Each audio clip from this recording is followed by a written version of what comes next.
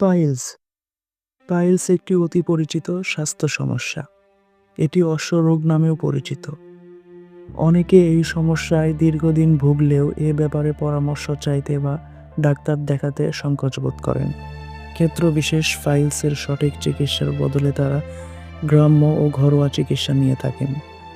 এসব কারণে পাইলস ক্রমশ জটিল আকার ধারণ করে থাকে। এর ফলে বড় ধরনের স্বাস্থ্য সমস্যা এমনকি মরণব্যাধি ক্যান্সারের সম্মুখীন হয়ে থাকেন। তাই পাইলস সম্পর্কে বিস্তারিত কিছু জেনে নেওয়া যাক। পাইলস কি? পাইলস হলো পায়ুপথে বা পায়খানার রাস্তার মুখ যদি কোনো কারণে ফুলে যায় এবং সেখান থেকে রক্ত পড়ে, কিংবা পায়খানার রাস্তা যদি গোটার মতো হয়, তখন তাকে পাইলস বলা হয়। বিজ্ঞানের ভাষায় এর নাম হেমোরয়েড। আসুন জেনে নেওয়া যাক পাইলসের লক্ষণগুলো। পায়খানার সাথে রক্ত যাওয়া, পায়ুর মুখের অংশগুলো বেরিয়ে আসা বা পাইলস হলে সাধারণত মলত্যাগের পর অ্যানাল কোষগুলো নরম গোটার মতো বের হয়ে আসে। তা কিছু সময় পর ভিতরে ঢুকে যায় বা আঙ্গুল দিয়ে ঢুকিয়েও দিতে হতে পারে। পায়খানার রাস্তায় ব্যথা হওয়া, এমনকি পায়খানার রাস্তা চুলকানি। পাইলস কেন হয়?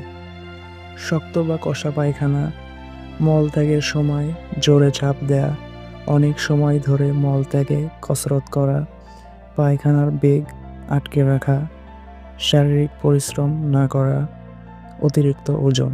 পাইলস থেকে বাঁচতে এবং এর থেকে উপশম পাইতে করণীয়: কোষ্ঠকাঠিন্য থেকে বাঁচতে বেশি বেশি আঁশ বা ফাইবারযুক্ত খাবার খাওয়া, যেমন শাকসবজি, ফলমূল, ডাল, লাল চাল, লাল আটার তৈরি খাবার খাওয়া। মলত্যাগের সময় খুব জোরে চাপ দেওয়া থেকে বিরত থাকতে হবে। মলত্যাগে প্রয়োজনীয় অতিরিক্ত সময় ব্যয় থেকে বিরত থাকতে হবে। পায়খানার চাপ আসলে তা আটকে রাখা উচিত না। নিয়মিত ব্যায়াম করা, ওজন অতিরিক্ত হলে তা কমিয়ে ফেলা। আর হ্যাঁ, অবশ্যই উপরোক্ত লক্ষণ দেখা দিলে সংশ্লিষ্ট বিশেষজ্ঞ ডাক্তারের পরামর্শ নেয়া।